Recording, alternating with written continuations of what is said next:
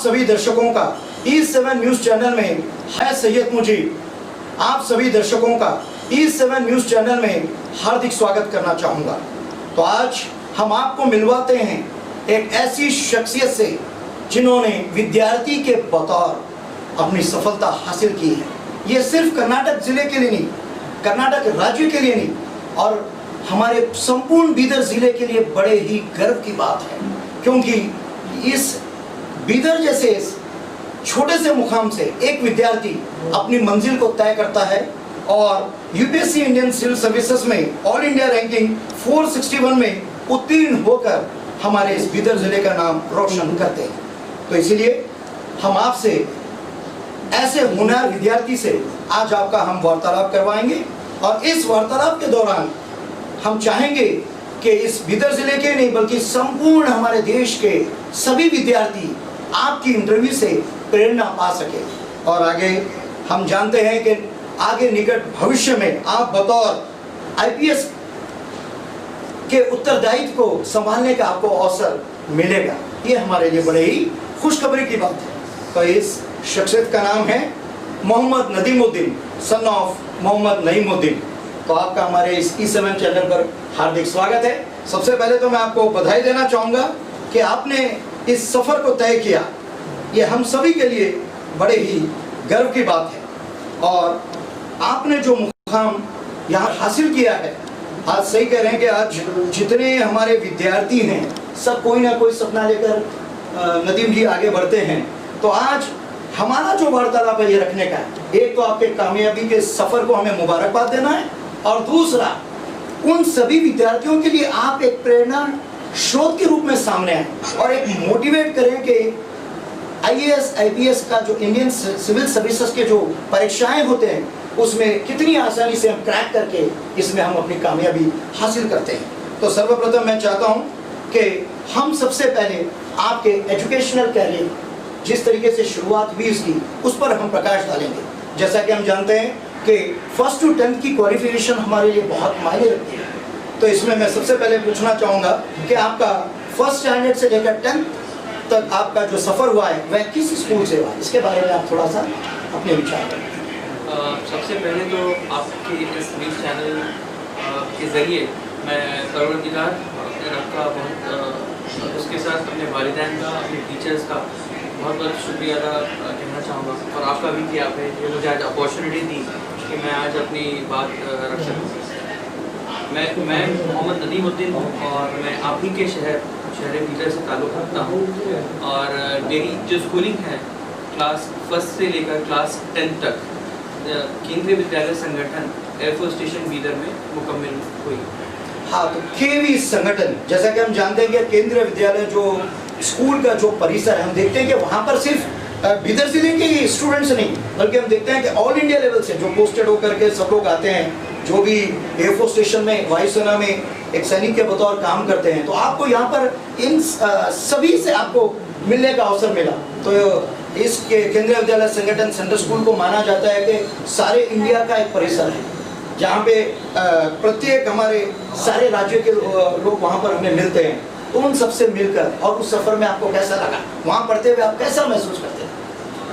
जी बिल्कुल, मैंने जैसे आपसे कहा कि मैंने क्लास 1 से ही अपना एडमिशन ले लिया था, और 10 साल तक मैं वहाँ पे मैंने पढ़ाई की, और सबसे अच्छा बात ये थी कि वहाँ पे काफ़ी डाइवर्सिटी थी, क्योंकि एयरफोर्स स्टेशन के अंदर रहने के बावजूद स्टूडेंट्स जो थे सिर्फ बीदर से बिलोंग नहीं करते थे। 95% ऑफ द जो स्टूडेंट्स थे वहाँ पे कोई दिल्ली से हैं थे, कोई उत्तर प्रदेश से, कोई बिहार से, कोई तमिलनाडु से। तो बचपन से ही मुझे काफ़ी डाइवर्सिटी का एक्सपोजर मिला, और वहाँ के जो जितने भी मोरलिस्ट टीचर्स थे और जो स्टूडेंट्स थे काफ़ी बहुत ज़्यादा मैं कह सकता हूँ कि स्किल्ड थे, और बहुत ज़्यादा पढ़ने में भी काफ़ी लगभग मोर देन एवरेज थे। और सबसे अच्छी बात ये थी कि केंद्रीय विद्यालय में ओवरऑल पर्सनालिटी का फोकस किया जाता है। आमतौर पे हम देखते हैं कि स्कूल में सिर्फ पढ़ाई ही होती है, स्पोर्ट्स का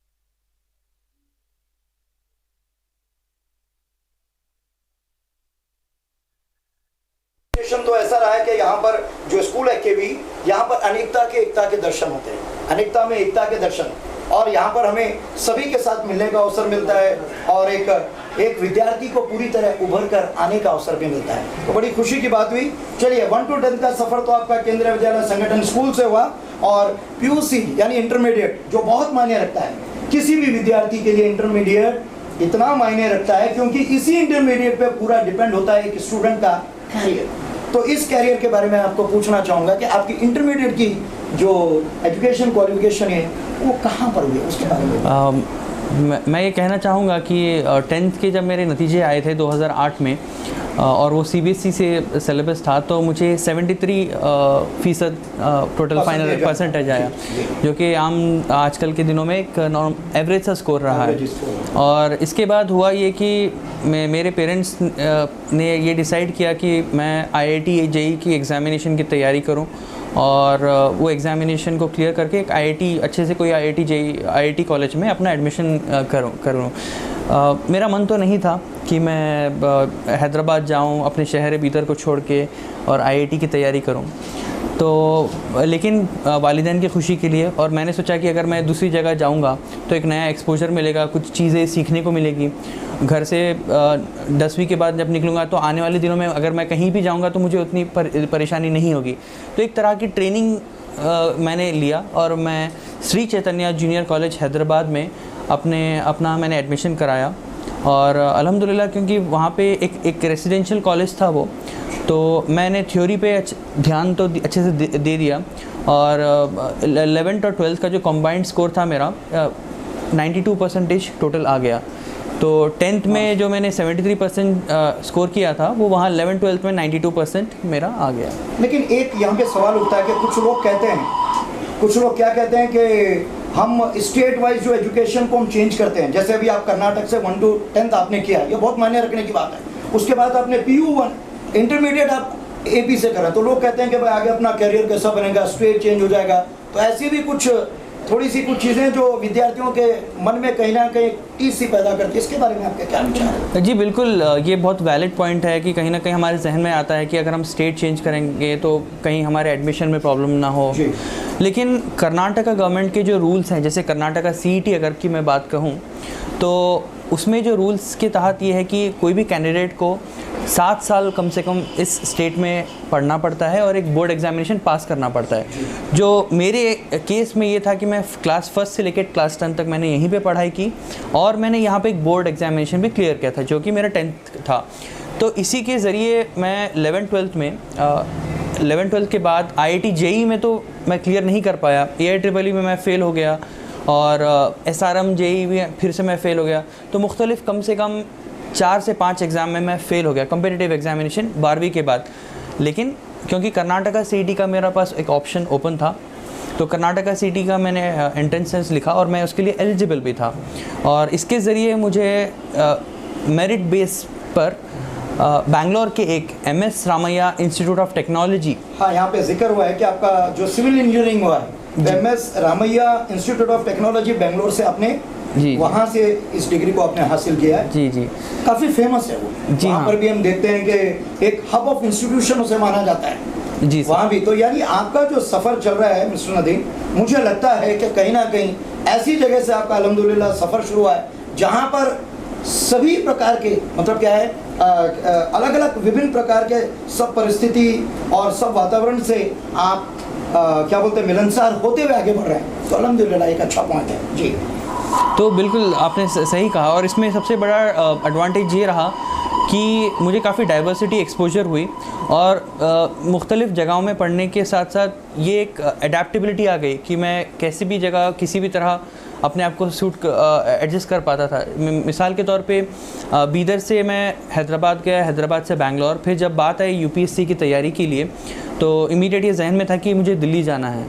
तो मुझे उतनी प्रॉब्लम नहीं हुई जब मैंने ये डिसीजन लिया कि मुझे अब दिल्ली जाना है, और वहाँ पे दिल्ली में एडजस्टमेंट के लिए उतनी दिक्कत नहीं हुई। बताइए आपने, देखिए यहाँ एक गौर करने वाली बात है कि कुछ लोग माहौल बनाते हैं तो कुछ लोग माहौल में ढल जाते हैं। हर विद्यार्थी और हर इंसान के जीवन में मैं यही कहना चाहूँगा, आपके पास सिर्फ 2 ऑप्शन है, या तो आप माहौल में ढल जाइए या आप माहौल बनाइए।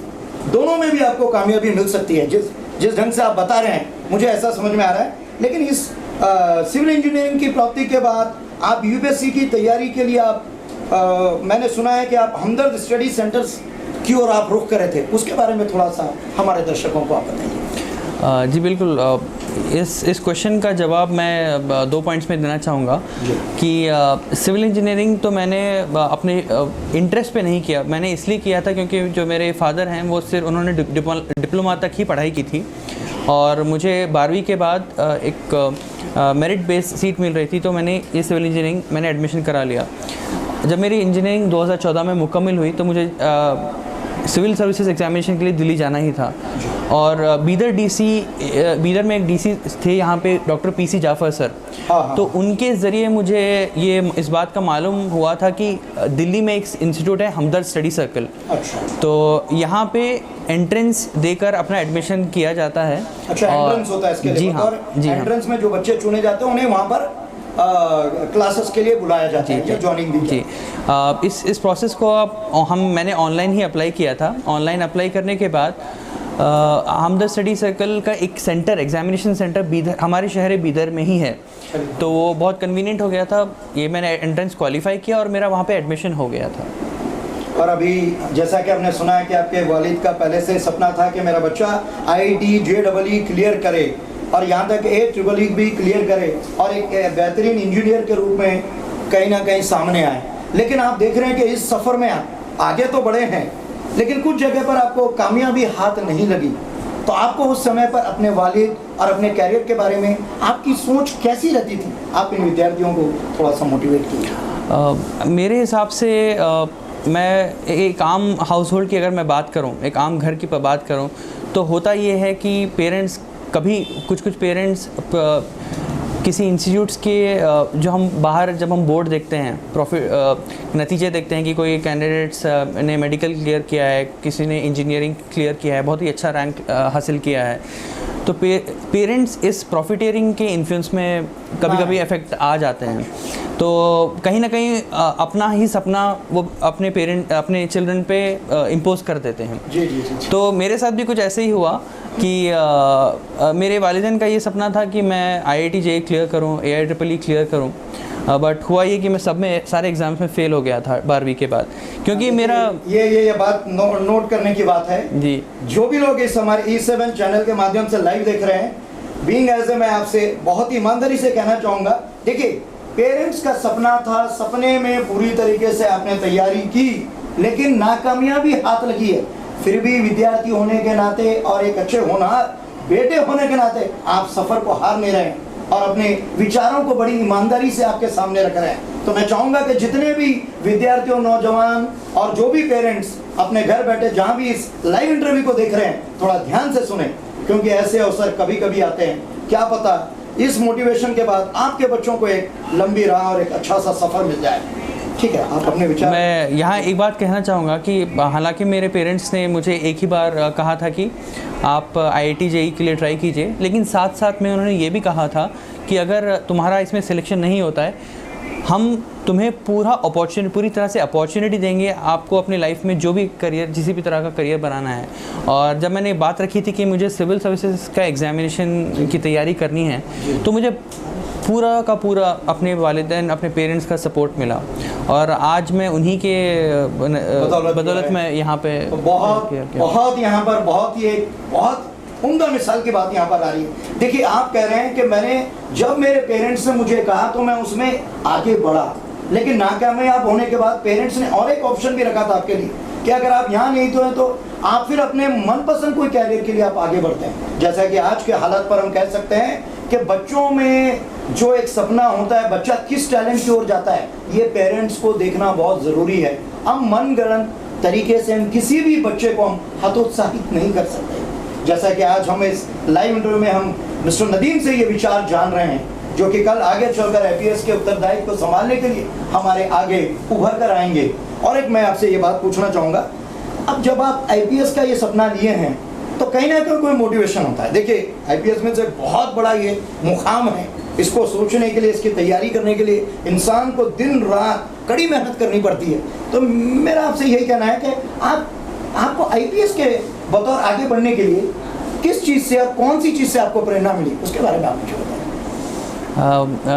जिस मुकाम पे मेरा घर है, बिल्कुल यहाँ से एक 50 मीटर की दूरी पर, जी जी, या फिर आप कह सकते हैं कि मेरे घर के just सामने ही जी, टाउन पुलिस स्टेशन है। अच्छा अच्छा अच्छा, जी, तो ये जो टाउन पुलिस स्टेशन है, इसी ने मुझे मोटिवेट किया अच्छा कि मैं सिविल सर्विसेज का हिस्सा बनूं और मैं भारतीय पुलिस सेवा यानी कि इंडियन पुलिस सर्विस का अधिकारी बन जाऊं। अच्छा, उस सेवा में आप संलग्न रहे। देखिए कितनी खुशी की बात है, हम आसपास से गुजर जाते हैं लेकिन कभी नहीं देखते कि हमारे पास कौन सी ऐसी चीज़ें जो हमें मोटिवेट कर रही है। तो बिल्कुल 50 दूरी पर आपने बताया कि एक पुलिस स्टेशन है, वहाँ से मैं देखा टाउन पुलिस स्टेशन से मुझे एक मार्गदर्शन मिला कि मैं क्यों ना एक अधिकारी बनकर पुलिस के विभाग में मैं सेवा कर सकूं। बड़ी खुशी की बात है। और आपने यूपीएससी सिविल सर्विसेज एग्ज़ाम वर्ष 2016 में फर्स्ट अटेम्प्ट आपने किया था, उसमें हमें पता चला कि आप प्रीलिम्स में पास हो गए थे जो ऑब्जेक्टिव तौर पर होता है, लेकिन मेंस में आप विफल रहे। वहाँ पर आपको एक नाकामयाबी का सामना करना पड़ा जिसे हम सब्जेक्टिव कहते हैं। इसके बारे में थोड़ा सा हमारे दर्शकों को बताइए। क्योंकि मेरे लिए कोई ज़्यादा रोल मॉडल नहीं था कि जिसको देखकर मैं आगे बढ़ सकूं, बट एक दिल में जज्बा था और दिल में वो आग थी कि मुझे किसी भी तरह से एक दिन भारतीय पुलिस सेवा, इंडियन पुलिस सर्विस का हिस्सा बनना है। तो ये जो रास्ता था, नो डाउट इसमें बहुत सारे चैलेंजेस थे और बहुत चुनौतीपूर्ण ये रास्ता था। तो जब मैंने पहला अटेम्प्ट अपना दिया, जो पहला स्टेज होता है जिसको हम प्रिलिमिनरी एग्जामिनेशन भी कहते हैं, वो तो मैं क्लियर कर लिया था, लेकिन सेकंड स्टेज जो कि सब्जेक्टिव होता है जिसको हम मेन एग्ज़ाम भी कहते हैं, वो मैंने लिखा तो, लेकिन मैं उसमें क्लियर नहीं कर पाया। फरवरी 20 का वो दिन था जब मेरा इसका इम्तिहान के नतीजे आए थे और मैंने अपना नाम उस लिस्ट में नहीं देखा। अच्छा। मैं दुखी तो हुआ था ज़रूर, लेकिन हिम्मत मैंने नहीं हारी। मैं अपने रूम से मैंने एक पेपर लिया, एक कागज़ लिया, एक कागज़ के ऊपर एक कलम से अपने जो गलतियाँ थी उस एग्ज़ाम्स में जो मैंने किए थे, मिसाल के तौर पर सिलेबस का कंप्लीट नहीं करना, प्रीवियस ईयर क्वेश्चन पेपर्स नहीं देखना, शॉर्ट नोट्स नहीं बनाना, ये मुख्तलिफ जो मिस्टेक्स थी मैंने एक पेपर पे लिख दिया और अपने आप से ये मैंने कह दिया कि नदीम, अगले साल मैं यानी कि मैं इस गलतियों को नहीं दोहराऊंगा और जो दूसरे मिस्टेक्स भी हैं, या जैसे कि कुछ और भी कैंडिडेट जो फेल हो गए थे, मैंने उनकी गलतियों से भी सीखा कि क्या क्या और गलतियां हो सकती हैं इस एग्ज़ामिनेशन पे, और मैंने अपने वो कागज़ पे लिख दिया। और मैंने अगले साल जब 2017 का मैंने फिर से एग्ज़ाम दिया, तो ये बात आई है। तो यहाँ पर एक पॉइंट नोट करने लायक है, जितने भी विद्यार्थी हमारे इसी 7 चैनल लाइव पर आप देख रहे हैं, इस बात पर आप गौर कीजिए, 2 बार लिखने के बाद भी नाकामयाबी हाथ लगी है, लेकिन हिम्मत अभी मिस्टर नदीम ने नहीं हारी है। तो कहते हैं ना, कोई बात जब कोई जज्बात पे होती है, थोड़ा सा कोशिश तो करो दोस्तों, कुछ ना कुछ बात ज़रूर होती है। ऐसे तो अगर हमारे पर भी ना हो, लेकिन हौसलों से उड़ान होती है। तो देखिए उसका एक उदाहरण आपके समक्ष आ रहा है। और मैं यही कहना चाहूँगा कि यहाँ पर एक पॉइंट नोट करने हैं कि जब भी हम नाकामयाब होते हैं, हम उसे छोड़ देते हैं, उसे लाइट नहीं लेना है। हमें देखना है कि किन चीज़ों को नहीं अपनाने पर, या ऐसी कौन सी चीज़ें हमारे हाथ से छूट गई थी, हमें उसको एक बार, जैसे आपने पेन और पेपर पे उसे नोट किया और अपनी गलतियों को उन्होंने देखा और अपनी गलतियों का एहसास किया और उसे आगे उसी को ढाल बनाकर उन गलतियों के ऊपर क्या कहते हैं, पूरी तरीके से प्रचंड रूप से अपना रूप धारण कर चैलेंजेस के रूप में लेकर के उन्होंने 2017 में आप बतौर इसमें फिर से परीक्षा दी यूपीएससी की, और उसमें हम देख रहे हैं कि आपका ऑल इंडिया रैंक 656 आया था। और IRS यानी Indian revenue service, income tax department में आप असिस्टेंट कमिश्नर अंडर ट्रेनिंग के रूप में आप ज्वाइन हुए। तो इस सफ़र के बारे में भी मैं आपसे ही थोड़ा सा आप सभी दर्शकों को सम्मुख आपके करना चाहूँगा, ताकि आप सुने और इस वार्तालाप को सुनकर आप मार्गदर्शन ज़रूर लें। तो जैसा कि मैंने कहा कि सिविल सर्विसेज एग्ज़ामिनेशन 2016 में मैं फ़ेल हो गया, और ये फेलियर का कुछ रीज़न्स, कुछ गलतियाँ थी जिसको मैंने अगले अटेम्प्ट में मैंने इम्प्रूव किया। सिविल सर्विसेज एग्ज़ामिनेशन 2017 का प्रीलिम्स मैंने पास किया, मेंस मैंने क्लियर किया, फिर इंटरव्यू भी मैं क्लियर कर लिया। और जब नतीजे आए थे तो मैं पूरे हिंदुस्तान में ऑल इंडिया रैंक मेरा 656 आया और इस रैंक पर मुझे भारतीय राजस्व सेवा, जिसको हम इंडियन रेवेन्यू सर्विस भी कहते हैं, इनकम टैक्स में एज अ असिस्टेंट कमिश्नर के हैसियत से मुझे मुकाम मिला। लेकिन मैं बहुत खुश तो था, लेकिन अच्छा, यहाँ पर आप खुश हैं, चलिए एक मंजिल तो आते लगे, लेकिन फिर भी आपने कहा था कि मैं यहाँ भी सेटिस्फाई नहीं हूँ। मैंने आपके पॉइंट को नोट किया था और आपने फिर दोबारा कुछ और तैयारी करके मुझे कहीं ना कहीं मेरे सफ़र को जारी रखना है। आप बताए थे कि मैं बचपन से एक सपना उस पुलिस स्टेशन के बाद से जब मैं गुजरता था तो मुझे लगता था कि कहीं ना कहीं मुझे यहाँ पर पुलिस सेवा में मुझे एक दिन मुझे काम करना और उसमें मुझे सेवा करनी है। तो आप यहाँ पर थोड़ा सा हमारे दर्शकों को बताइएगा। जी, तो जैसा कि मैं बताया, मैंने कहा था कि जो मेरा ख्वाब था भारतीय पुलिस सेवा का, यानी कि IPS, ये बस मेरा 2 मार्क्स से रह गया था लास्ट टाइम। तो मैं खुश तो था लेकिन सेटिस्फाई नहीं था, जैसा कि मैंने आपसे कहा। गवर्नमेंट ऑफ इंडिया, भारत सरकार जो भी विद्यार्थी एग्ज़ाम क्वालिफाई करते हैं, उनको ये एक अपॉर्चुनिटी देती है कि अगर आप अपनी सर्विस बदलना चाहते हैं तो आप एक्सेप्ट करके 1 साल आपको लीव मिल सकती है। अच्छा। जिसको हम एक्स्ट्रा ऑर्डिनरी लीव भी कहते हैं। अच्छा। तो मैंने अपना फाउंडेशन कोर्स पहले Lal Bahadur Shastri National Academy of Administration Mussoorie से किया।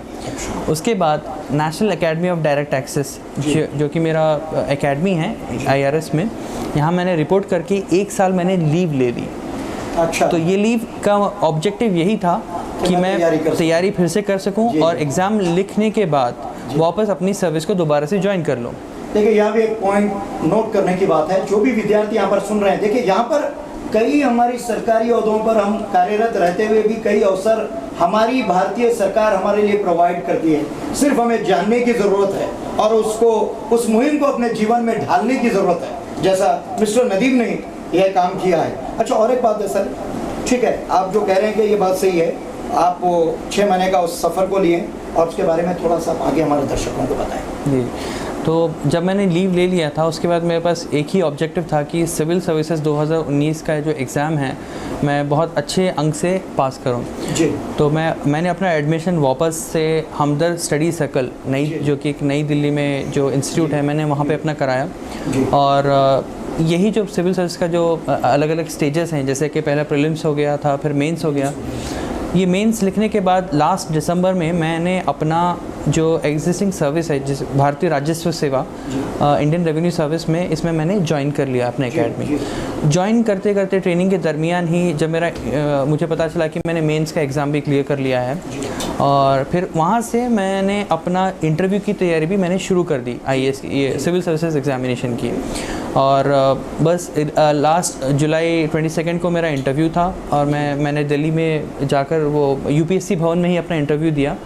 और 4 अगस्त की ये बात है कि ये इस एग्ज़ाम के नतीजे फिर से आ गए और मैंने ऑल इंडिया रैंक 461 मैंने हासिल किया। और अभी मैं जो एग्जिस्टिंग सर्विस में हूँ, इस सर्विस से मैं टेक्निकल रेसिग्नेशन सबमिट करके। नहीं, और एक बात है, यहाँ पर देखिए नदीम जी, ठीक है आपने इसको कर लिया, लेकिन अब आप बतौर कार्यरत हैं IRS में, लेकिन मैं क्या चाह रहा हूँ कि अब यहाँ से आपको किस तरीके से अपने सफ़र को तय करने, IPS की दिशा में अब आपको बढ़ने का मतलब क्या जो मौका मिल रहा है, उसे आपको हासिल करने के लिए इस डिपार्टमेंट में किस तरह से आप IPS में बतौर ज्वाइनिंग ले सकते हैं, इस सफ़र को रोक कर उस सफ़र में जाने के लिए कौन सा रास्ता होता है? तो गवर्नमेंट ऑफ इंडिया हमें अपॉर्चुनिटी देती है कि जब हम एग्ज़ामिनेशन दोबारा से क्लियर कर लेते हैं और हमारा रैंक इम्प्रूव हो जाता है, तो जो मैं एग्जिस्टिंग सर्विस में हूँ, जिसको इंडियन रेवेन्यू सर्विस कहते हैं, इस सर्विस में मुझे टेक्निकल रेसिग्नेशन सबमिट करना पड़ता है। टेक्निकल रेसिग्नेशन, मिसाल के तौर पे जो मेरा पेरेंट डिपार्टमेंट है, उसको कहते हैं हम डिपार्टमेंट ऑफ रेवेन्यू।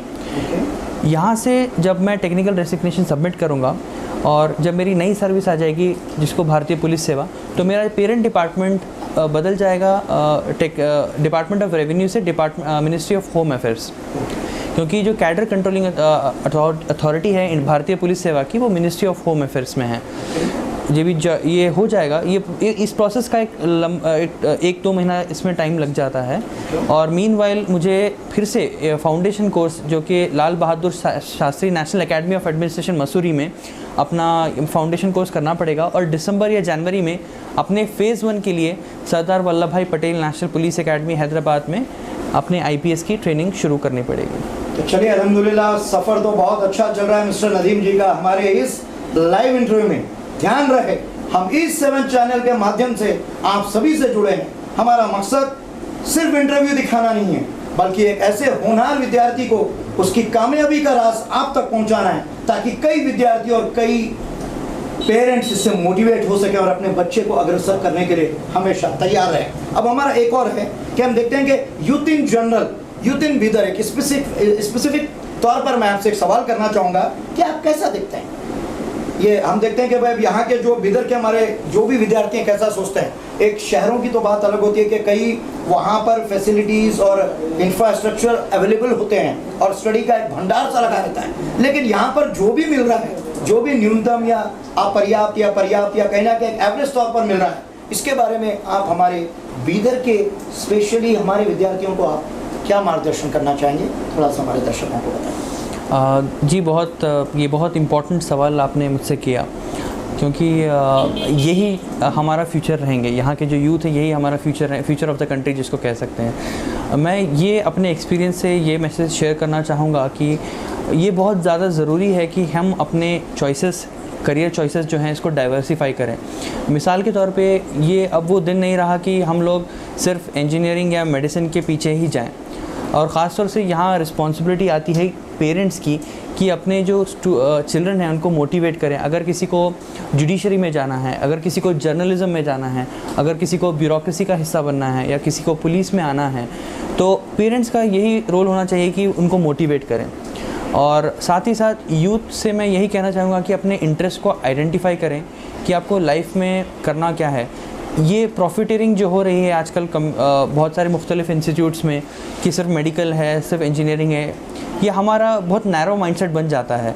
और मैं आपसे ये भी कहना चाहूँगा कि अगर आपको एजुकेशन के लिए या अपने करियर के लिए अपने हो सकता है अपने शहर को छोड़ना भी पड़े, तो इसके लिए पीछे ना हटें। जैसे कि मैंने आपसे कहा कि मैंने अपना 1st से 10th बीदर, शहर बीदर से ही किया, और 11th-12th मैंने हैदराबाद गया, फिर बेंगलोर, फिर वहाँ से नई दिल्ली। तो आपको जो भी अपॉर्चुनिटीज़ आपको चाहिए, तो अगर आपको उसके लिए दूर दूर तक भी जाना पड़े तो आप जाइए। और मैं एक और बात कहना चाहूँगा, तो जो शायद यूथ का भी इसमें नज़र नहीं आया, बीदर जैसे मुकाम पे इंडियन एयरफोर्स का एक भारत का सबसे 2nd लार्जेस्ट ट्रेनिंग स्कूल है, जो कि हमारा मुल्क की आज़ादी से लेके जब उस समय से आज तक है। लेकिन आज तक ऐसा नहीं हुआ कि यहाँ का कोई यूथ एक अच्छी मुकाम पर हमारा जो डिफेंस है इंडियन एयरफोर्स में ज्वाइन किया। खासतौर से लोकल यूथ की आप बात कर रहे हैं, जी लोकल से हमारे बीदर से वहाँ पर वो नहीं पहुँच पाए। तो मेरे हिसाब से जो लिमिटेशंस हैं वो हमारे माइंडसेट में हैं, और हमें बहुत ज़्यादा ज़रूरी है कि हम अपने स्किल सेट्स को डाइवर्सिफाई करें, करियर ऑप्शंस को डाइवर्सिफाई करें, और जो नॉन प्रोडक्टिव एक्टिविटीज़ हैं उससे थोड़ा बचें। मिसाल के तौर पे सोशल मीडिया का सही इस्तेमाल करें, कि बहुत ज़्यादा ज़रूरी है। कि मैंने देखा है कि यूथ काफ़ी डिस्ट्रैक्टेड हो जाते हैं और अपना वक्त जो है समय उसमें ज़ाया करते हैं। तो थोड़ा बहुत एंटरटेनमेंट सही है, ज़रूरी भी है, लेकिन ये देखें कि आपने अपना वक्त ज़्यादा उसमें अनप्रोडक्टिवली यूज़ तो नहीं कर रहे। देखिए, बहुत बेहतरीन बात मिस्टर नदीम जी से हमारे समक्ष आ रही है कि आज हम सबके पास मोबाइल है। ठीक है, मोबाइल का रहना कोई गलत बात नहीं है, लेकिन उस पर हम ज़्यादातर अनवांटेड चीज़ों में जो हमारा टाइम वेस्ट करते हैं, बहुत गलत है। हाँ, एंटरटेनमेंट आप ले सकते हैं। आप कह रहे हैं कि एंटरटेनमेंट पे मैं प्रतिबंध नहीं लगा पाऊंगा। मैं इतना ज़रूर कहूँगा कि एंटरटेनमेंट लीजिए, आप थोड़ा सा अपने जीवन में लीजिए, लेकिन अपने कैरियर को बिल्कुल बड़े ही बारीकी से और बड़े ही सीरियसली ढंग से आप फोकस कीजिएगा। ये बहुत अच्छी बात बता रहे हैं। तो सारे यूथ इस बात को ज़रूर सुने, खासतौर से विद्यार्थी जो बीदर के हैं और सारे ऑल इंडिया के जो हमारा इस लाइव को देख रहे हैं, तो प्लीज़ इस पर थोड़ा सा ध्यान दीजिए। मैं भी आपसे गुजारिश करता हूँ कि E7 चैनल के माध्यम से के होस्ट होने के नाते कि जो बातें ये बताई जा रही है, आप अपने कैरियर को इसके ज़रिए से अपने जीवन में ढाल कर कहीं ना कहीं उस कामयाबी के सफ़र पर आगे बढ़ सकते हैं। एक और सवाल था सर, जब भी आप नाकामयाब होते, तो नाकामयाब इंसान के पीछे नेगेटिविटी कहीं ना कहीं मस्तिष्क पर अपना प्रभाव डालने लगती है। उस समय पे जब आप नेगेटिविटी फील करते, अब कुछ लोग ऐसे भी आते हैं हमारे जीवन में, हमें निराश भी कर देते हैं। अरे भाई, आपसे नहीं होगा, आप इसे कैसे करेंगे, ऐसे आते हैं। एक आध तो आएंगे, मुझे जहाँ तक लगता है। तो जब ऐसे लोग आते हैं, तो मैं ये नहीं कहूँगा कि ऐसे लोग नहीं रहना है, क्योंकि एक सफलता को पाने के लिए जब हम असफल होते हैं और लोगों से जो हमें मिलता है, अगर हम उसको भी एक ढाल बनाकर एक उसके लिए एक जज्बा लेकर, एक पैशन लेकर हम उसकी तैयारी करके जब अपने सपने को दिखाते हैं तो खुशी और होती है। तो मैं इसके बारे में आपको पूछना चाहूँगा कि ऐसे समय पर आपने अपने आप को कैसे संभाला और किस तरीके से आगे के सफ़र को आपने तय किया, थोड़ा हमारे दर्शक। जी मुजीब सर, आपने बिल्कुल सही कहा कि खुद मेरे ये ही ऐसा एक चीज़, मेरा एक वाक़या मैं आपसे कहना चाहूँगा कि जब मैंने ये बात अपने एक बहुत ही करीबी रिश्तेदार के सामने रखी तो मोटिवेट करने के बजाय उन्होंने मुझे काफ़ी डिस्करेज किया। उन्होंने ये कहा कि बहुत मुश्किल एग्ज़ाम है, बहुत ज़्यादा लंबा प्रोसेस है, तुमसे नहीं हो पाएगा, बहुत काफ़ी मुश्किल है, तुमने तो अभी IIT JEE क्लियर नहीं किया था ये।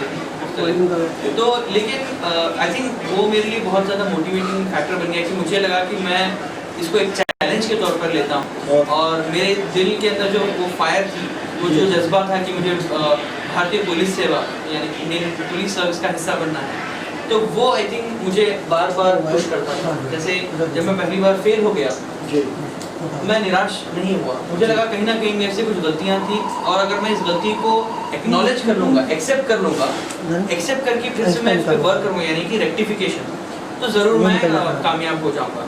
तो मैं इस चैनल के ज़रिए से कहना चाहूँगा कि मैंने उस जो मेरे रिलेटिव थे उनको मैंने 2 बार गलत साबित कर दिया, क्योंकि ये इस एग्जामिनेशन को मैंने 2 बार, दूसरी बार क्लियर कर लिया, तो मैंने ये साबित कर दिया कि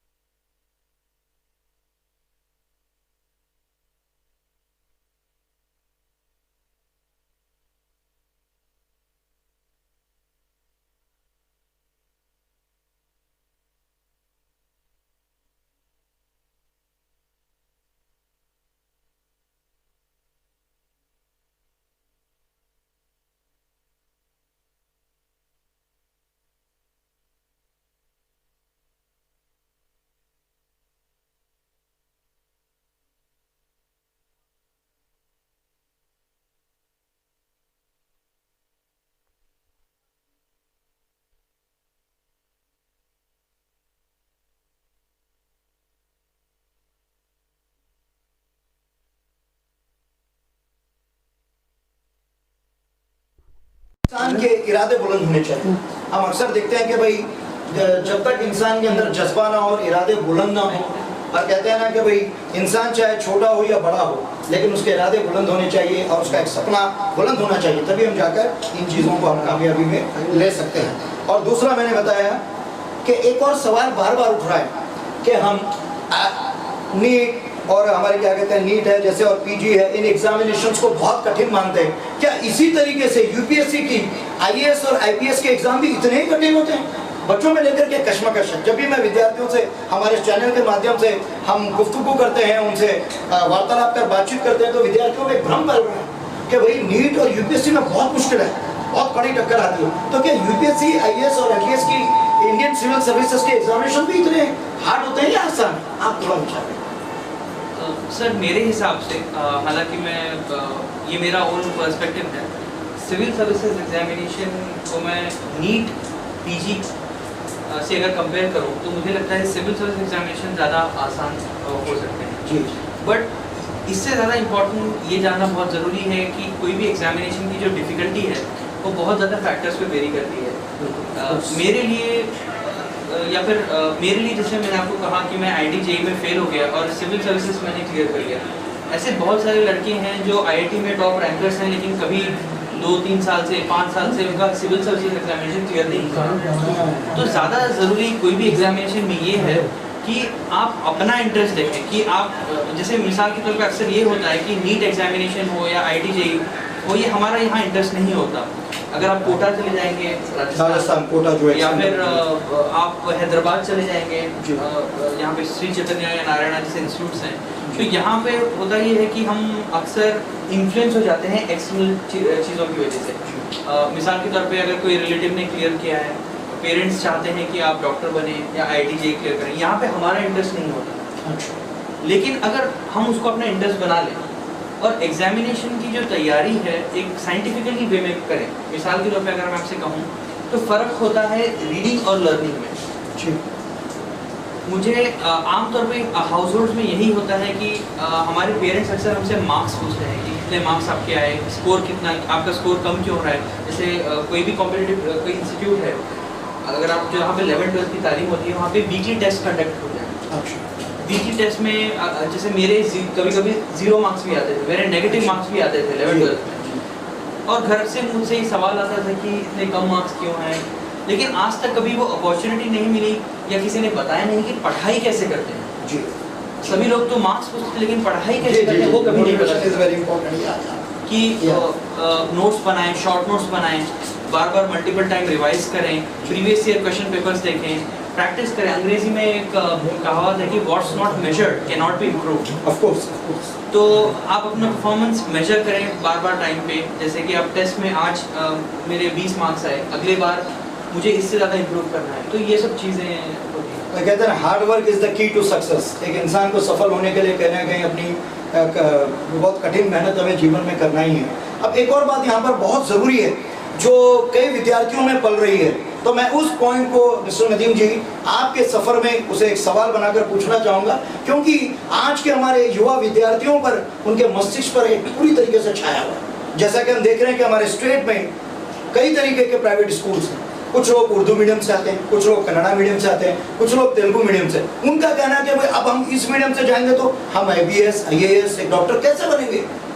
और एक इंग्लिश लैंग्वेज की बतौर लोग थोड़ा सा यहाँ पे खटक से जाते हैं।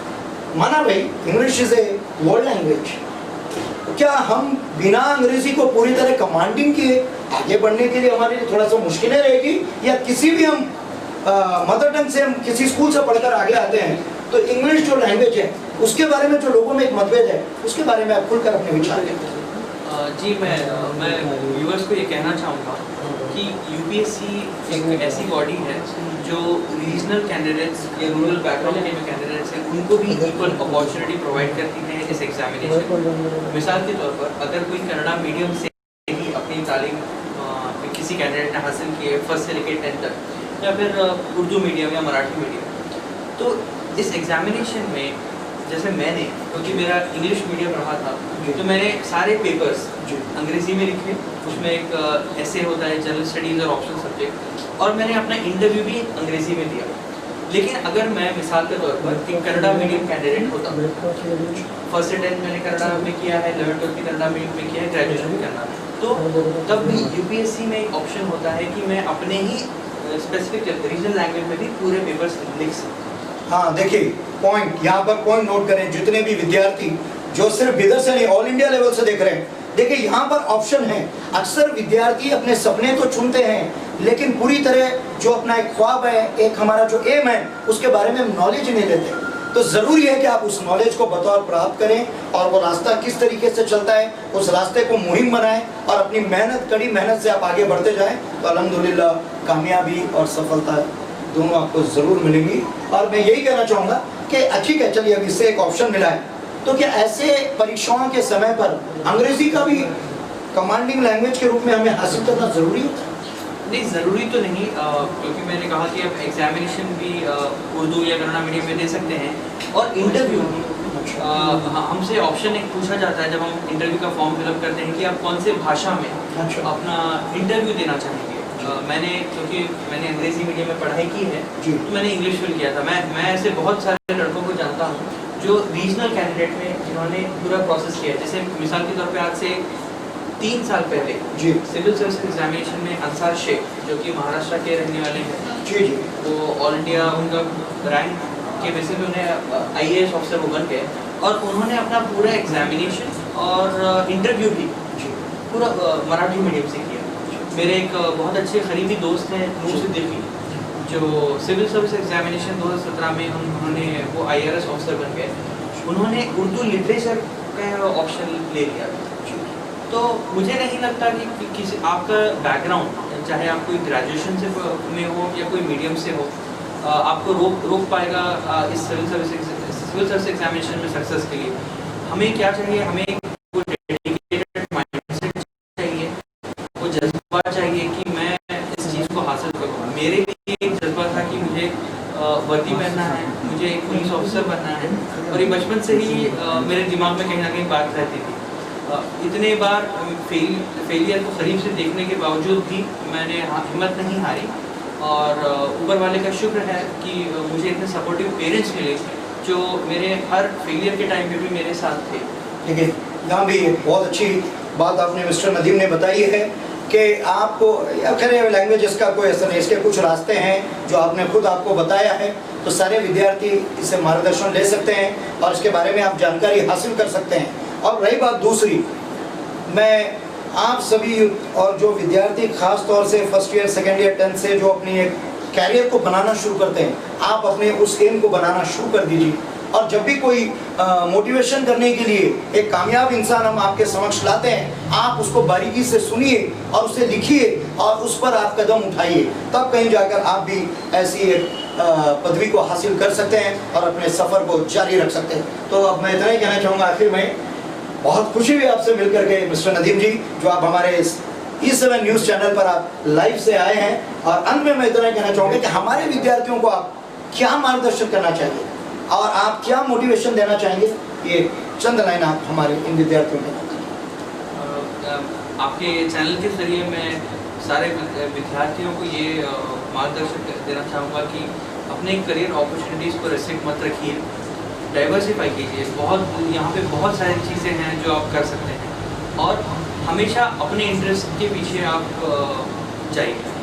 वो सब हो ही सकता है कि बाहर की किसी इन्फ्लुएंस में आप वो चीज़ को हासिल नहीं कर पाए, जैसे मैं IIT हासिल नहीं कर पाया, लेकिन अपना इंटरेस्ट में मैंने इस चीज़ को कामयाबी मैंने हासिल कर ली। और अगर आपको किसी चीज़ को पाने के लिए, चाहे एजुकेशन हो, करियर हो, दूर दूर जाना पड़े, तो तब भी आप उस चीज़ को ओपन रखें और जाइए। और ये बहुत ज़्यादा ज़रूरी है कि इस दुनिया में कंपटीशन हर लेवल पे है, तो अगर आप अपने आप को अपना टाइम प्रोडक्टिवली यूटिलाइज नहीं करेंगे, जैसे मैंने आपसे कहा कि आपको सोशल मीडिया का सही इस्तेमाल करना है, अपना थोड़ा सा वक्त लगाएं ब्रेक टाइम में, लेकिन वो ऐसा नहीं होना चाहिए कि आपकी पढ़ाई में भी इन्फ्लुएंस कर रहा है। और ख़ासतौर पर मैं ये जो मेरा मैसेज है स्कूल गोइंग चिल्ड्रन के लिए है, और 11th-12th में जो है, क्योंकि ये जो आप जैसे स्कूल में रहेंगे, आपका जैसा फाउंडेशन बनेगा, वही आपके आने वाली करियर में आपको काफ़ी उससे हेल्प मिलेगी। जैसे कि केंद्रीय विद्यालय में मेरा जब एजुकेशन हुआ तो मुझे ओवरऑल ऑलराउंड पर्सनालिटी डेवलपमेंट मिला मुझे। नहीं, और एक बात है Nadeem ji, basic foundation is very important. So whenever you are taking that what I can say educational qualification in which school you are there, I think that it should be not rare, but the thing is that it's very important how the student they can just what I can say they can change their life according to what the education they are providing. So instantly we can say that only providing the education is not a what I can say it's not a matter to help the child, but overall development of the child is very important. So in that we are just observing that in Sunday school co-curricular activities are also there, because many students are there, those who are having a what I can say hidden talent is also there. That hidden talent they want to take out, so they are giving a very wonderful opportunity. Am I right or wrong? Yes sir. So एक इंसान को बढ़ने के लिए हम इतना ही नहीं कहना चाहेंगे कि सिर्फ पढ़ाई करो पढ़ाई करो, भाई कहीं ना कहीं हमारे टैलेंट जो है उसको भी बाहर निकालते हैं तो एक इंसान का मन हल्का होता है। जैसे हम देखते हैं कि कई अफसर्स होते हैं जो इतने बड़े हो जाते हैं, कहीं ना कहीं वो क्या करते हैं कि कुछ कोई बांसुरी वादन में लगता है, कोई गाने का शौकीन है, तो उसको टैलेंट को भी लेके चल सकता है, तो इससे तो कोई फर्क नहीं पड़ेगा। और इसके साथ साथ मैं ये भी कहना चाहूँगा कि आमतौर पे अक्सर ऐसे होता है कि हम घर में ही सुनते हैं कि पढ़ेंगे लिखेंगे तो होंगे नवाब, और खेलेंगे कूदेंगे तो होंगे ख़राब। लेकिन आई थिंक ये अब ज़माना बदल गया है। पेरेंट्स को ये होना चाहिए कि अगर अपने चिल्ड्रन को किसी एक स्पोर्ट्स में काफ़ी इंटरेस्ट है, मिसाल के तौर पे कोई बहुत ही अच्छा फुटबॉल खेल लेता है, कोई बहुत अच्छा बैडमिंटन खेलता है, तो पेरेंट्स आप उसको प्रमोट करें, क्योंकि ये बहुत अच्छी बात आपने बताई है। देखिए ये मिसाल हम देखते हैं कि बचपन से सुनते हैं, पढ़ेंगे लिखेंगे तो होंगे नवाब, खेलेंगे कूदेंगे तो होंगे खराब। तो आप आज मिस्टर नदीम जी जिन्होंने इस IPS के एग्जाम को क्रैक किया है, इंडियन सिविल सर्विसेज को, आप कह रहे हैं जो प्रैक्टिकल एग्जाम्पल आज इनके साथ है, कामयाबी इनके साथ है, और जो औहदे को उन्होंने प्राप्त किया वो उनके साथ है। तो मैं यही कह रहा हूँ खेलने वाले लोग भी जा सकते हैं। आज जो ये प्रतिभा और ये जो को करिकुलर एक्टिविटीज़ की जो बात हो रही है, अगर कोई बच्चा खेल कूद में है, कोई बच्चा मान लीजिए कुछ सिंगिंग डांसिंग में, तो वहाँ से भी अपना करियर बना सकता है। लेकिन अक्सर पेरेंट्स यहाँ पर भी दबाव डालते हैं। मैं पेरेंट्स से बतौर रिक्वेस्ट मिस्टर नदीम जी के विचारों से सहमत होकर यही कहना चाहूँगा कि बच्चे के टैलेंट को परखिए और बच्चा जो चाहता है उसे आगे बढ़ाइए, जैसे नदीम के पेरेंट्स ने, मिस्टर नदीम जी के पेरेंट्स ने उनको मोटिवेट किया और आगे बढ़ाया। चलिए लास्ट आपका 1-2 मिनट का आपको मैं समय देता हूँ, थोड़ा सा मोटिवेट कर दीजिए। जस्ट एक पॉइंट मेरे जहन में आया था जो लास्ट पॉइंट का एक्सटेंशन था। मैंने खेलने की बात की, मैंने इंडोर गेम्स या ऑनलाइन गेम्स की बात नहीं की थी, मैंने आउटडोर गेम्स की बात की, तो इससे कंफ्यूज ना लें। और साथ ही साथ मैं फाइनल मैसेज यही देना चाहूँगा कि अपने लाइफ में एक विजन रखें कि आप अपने आप को आने वाले 5 साल, 10 साल, 15 साल, 20 साल में कहाँ देखते हैं। ज़िंदगी देखिए एक ही बार हमें मिलती है, हमें हमारी कोशिश यही होनी चाहिए कि हम अपनी ज़िंदगी को प्रोडक्टिवली इसको गुजारें और कहीं ना कहीं अपनी ज़िंदगी के अलावा भी दूसरों के लिए भी जिएं और दूसरों की भी मदद करें। एक बहुत बड़ा इंपॉर्टेंट फैक्टर ये था मेरे विजन इंडियन पुलिस सेवा की मैं कमज़ोर तबके के लोगों की मदद कर सकूं, क्योंकि आज तौर पे कहीं ना कहीं ऐसा हो जाता है कि जो कमज़ोर लोग हैं वो काफ़ी डर जाते हैं, उनका नेगेटिव परसेप्शन बना रहता है पुलिस के लिए कि उनको इंसाफ नहीं मिलेगा, जस्टिस नहीं मिलेगी। तो एक अपना गोल अपने लाइफ में हमेशा एक विजन रखें और अपना पैशन हमेशा आप परस्यू करें, अपने आप को किसी चीज़ तक लिमिट नहीं करें। अगर आप कोई भी फील्ड में हो, चाहे वो IT हो, इंफॉर्मेशन टेक्नोलॉजी हो, तो अलग अलग मुख्तलिफ कोर्सेज करें। एक क्यूरियस माइंडसेट रखिए ताकि जब भी आप इंटरनेट आपके सामने आए या मोबाइल फ़ोन या लैपटॉप, तो हमेशा आप कोई नई नई चीज़ों के पीछे अपना टाइम स्पेंड करें, नई नई चीज़ों को पता कीजिए कि अगर मैं इंजीनियरिंग कर रहा हूँ, कंप्यूटर साइंस से हूँ, तो क्या क्या मेरे लिए अपॉर्चुनिटीज़ हैं। जैसे मिसाल के तौर पे आजकल नए नए अपॉर्चुनिटीज़ आ रहे हैं डेटा माइनिंग के, इंफॉर्मेशन ऑफ ऑनलाइन क्लासेस भी आजकल बच्चों के लिए खुले हैं, उसका भी प्रयोग सही तौर पर करना है।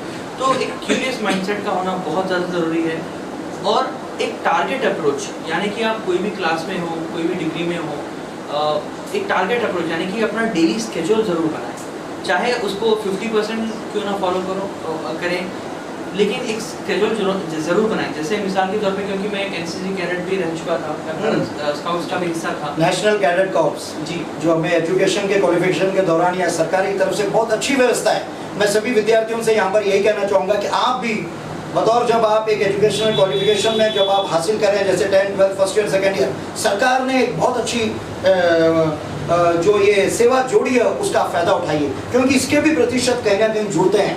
जैसे RD कैंडिडेट्स होते हैं तो इन सब के लिए भी कुछ ना कुछ चीज़ें आगे रिजर्वेशन में आती है, तो इस ओर भी आप अपना ध्यान ज़रूर दीजिएगा, जैसे आप नदीम जी उसकी बात कर रहे हैं। अपने लाइफ में एक डिसिप्लिन का होना बहुत ज़्यादा ज़रूरी है। मैं इसके साथ ये भी कहना चाहूँगा कि ऐसा नहीं हो कि हम अपने एंटरटेनमेंट को कॉम्प्रोमाइज़ करें। जैसे मुझे घूमना बहुत ज़्यादा अच्छा लगता है, ट्रैवल करना मुझे बहुत अच्छा लगता है, तो मैं मुख्तलिफ जगह पे ट्रैवल करता हूँ। ट्रैकिंग मुझे बहुत ज़्यादा पसंद है, तो अपने जो अच्छे हॉबीज़ हैं, इंटरेस्ट हैं, उसको भी परस्यू कीजिए, लेकिन ये इंश्योर कीजिए कि आप अपने गोल से ना हटें, आप अपने विजन से ना हटें, आप अपने जो एजुकेशन है उससे ना हटें, और सिर्फ मार्क्स के पीछे मत आप जाइए। मार्क्स बहुत इंपॉर्टेंट तो नहीं है, लेकिन उसकी अहमियत अपनी जगह है, लेकिन ज़्यादा ज़रूरी है कि आप कंसेप्शन क्लैरिटी के पीछे direction, our aim and our vision, तो ये बात बहुत मायने रखती है। चलिए, बहुत खुशी हुई आपसे मिल करके। हम एक बार फिर आपको कामयाबी के सफ़र में हम मुबारकबाद देते हैं, लेकिन इससे पहले आप एक बात जानना ज़रूरी है मेरे सारे दर्शक, E7 न्यूज़ के माध्यम से एक बार फिर कह रहा हूँ कि आप ये सीधा प्रसारण देख रहे हैं। देखिए, हर एक इंसान की कामयाबी के पीछे किसी ना किसी का हाथ ज़रूर होता है। तो अब यहाँ पर हम आपको ऐसे होनहार विद्यार्थी मिस्टर नदीम जी के पीछे जो प्रेरणा है, हम अब बहुत जल्द एक ब्रेक लेना चाहेंगे, उसके बाद मिलवाएंगे उनके वालिद से, यानी उनके फादर से। देखते हैं कि वो किस प्रकार से अपने बच्चे को मार्गदर्शन दिए हैं। अब हम लेते हैं एक छोटा सा ब्रेक और बहुत जल्द मिलेंगे हम मिस्टर नदीमुद्दीन के वालिद मिस्टर नईमुद्दीन जी के साथ। राइट नहीं, ओके, अल्हम्दुलिल्लाह सर। अब आपकी हमारी होगी 2 मिनट की, उसके बाद हमारे शॉल होने का। ओके चला दोस्त, आप मेरे फैन बंद कर देंगे? अच्छा, वो सुना बात है, ये बंद करूँ? पहले बोला मैं आपको कुछ। हाँ, इसमें उतनी गर्मी नहीं आ रही वैसे, वो कोल्ड ही बहुत अच्छा गया, अल्हम्दुलिल्लाह। बहुत अच्छे पॉइंट्स हैं आपके, अल्लाह का एहसान है, वालिद ने भी बहुत मेहनत की है। अच्छा, कुछ ऐड डालो साई भाई का, 1-2 शो बताने आते हैं दोस्त, 1-2 ऐड बीच में पुट करो ना वीडियोस के।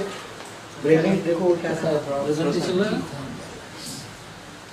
तो हमारा चैनल पूरा ऐसा आता है जिसमें लोगों को मोटिवेशन चुप रहा ले लिया क्या करे भाई जाकर समझ में नहीं आ रहा सही भाई उसके कैरियर को ले जाओ ना। एक बच्चा जिंदगी पूरी दांव पे लगा दिया है और उसके पेरेंट्स अपनी पसीना अपना धूप ये देख कर कि क्या क्या लगाए हक बंद आप नहीं है तो चैनल ही अधूरा है, आप नहीं है तो उस बच्चे का सपना ही अधूरा है। Exactly. मैं आपका भी इंट्रोडक्शन दे रहा हूँ। भाई देखिए 5 मिनट के बाद आने तो होने दो आप 2 मिनट हम ब्रेक ले हम थोड़ा क्या क्या कर रहे हैं पानी एक गिलास। ठीक हम सब क्लीन चाहिए पानी। आ, एक 2 गिलास पानी भर के लाइए। हाँ ठीक है। हम वही जानेंगे कि बच्चा किस किस तरीके से रहा। तो आपको कभी लगा था कि आपका बच्चा ऐसा बन पाएगा या आपने ऐसी कौन सी चीज़ देखी कि मेरा बच्चा ऐसा आया। तो आप एक बच्चे के साथ मतलब विद्यार्थी के साथ साथ या अपने बच्चे के साथ साथ हमारे लिए क्या रहता है कि एक विजन हमारा भी बन जाता है। जी तो आपको कैसा लगता था जब बच्चा आपका इन सब तैयारियों में लगता था, आप क्या महसूस करते थे लेकिन सर उसका देता। देखिए मिस्टर मुजीब जी मुझे इतना ही लगता है कि ऐसा बोलना जी। फिर एंडिंग में हम लोग बाद में हमारा भी आपका भी शुक्रिया अदा करेंगे। बिल्कुल पोशी वगैरह जब तक अच्छा शौला रेडी कर लेना दो सभी शौला नाम पे आइए थोड़ा एक ट्रे भी ले लीजिए भाई। आइए तुम्हारा तो लगे आने दो तो यहाँ पानी चाय चाहिए तो मुझे अवेलेबल करते हैं ये भाई दोनों शॉल निकाल के एक ट्रे मंगवा लेना। Welcome to the biggest and best supermarket in Bidar, Shri Shiv Sai Supermarket. Explore all top brands under one roof. Groceries and staples, men, women and kids wear, crockery, branded shoe and footwear, play zone for kids, low price, big discounts and best quality.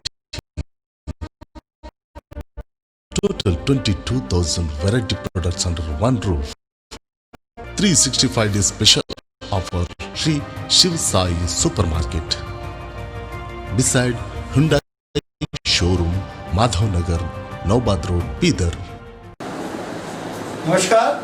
Break के बाद एक बार फिर आप सभी का हार्दिक स्वागत मैं सैयद मुजीब आपका होस्ट करना चाहूँगा।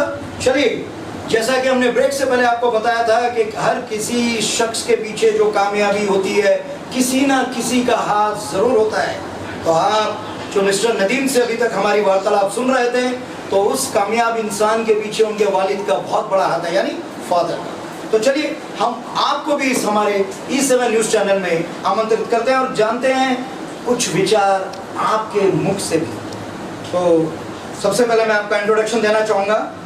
आप जनाब का पूरा इसमें शरीफ है मोहम्मद नईमुद्दीन।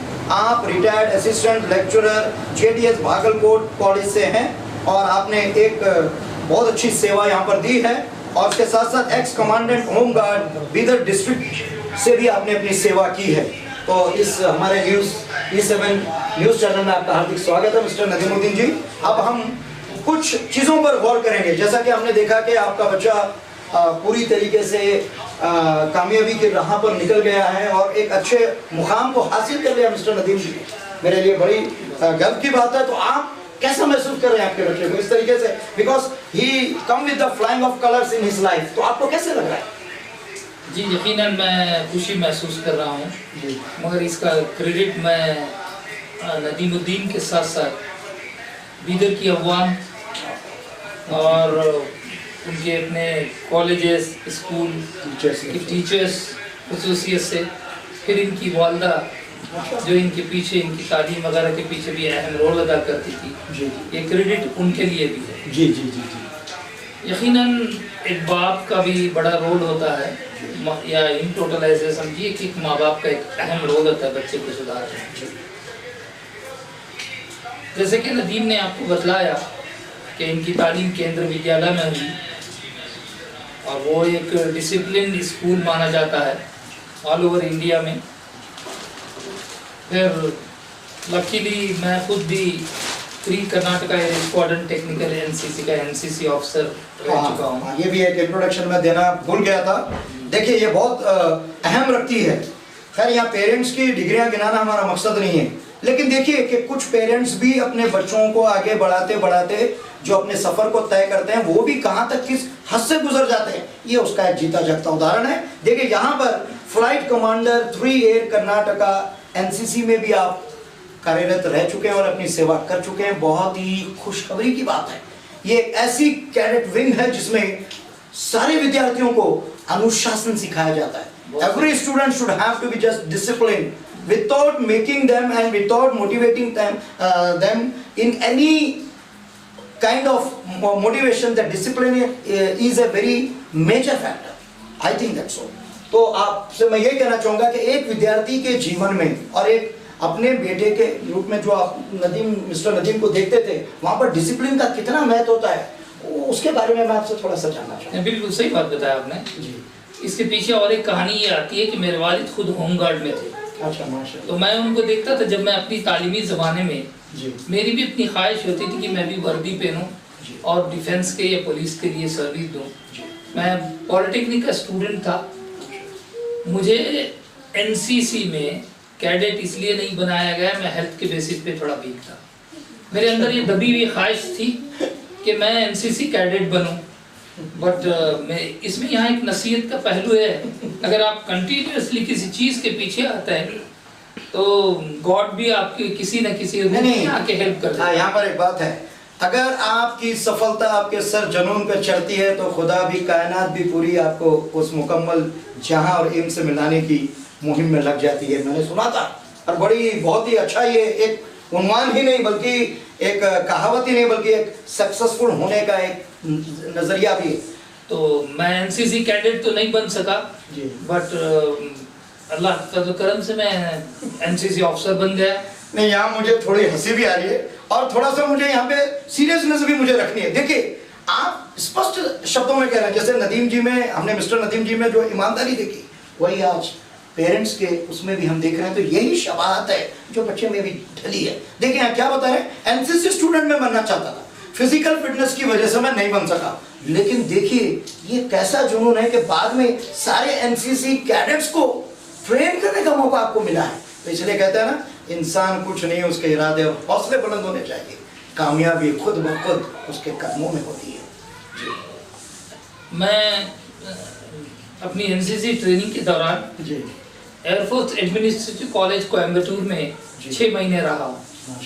तो रेगुलर अफसर के साथ मेरी ट्रेनिंग होती थी। वहाँ डिस्क्रिमिनेशन नहीं किया जाता था कि एनसीसी अफसर है या रेगुलर अफसर।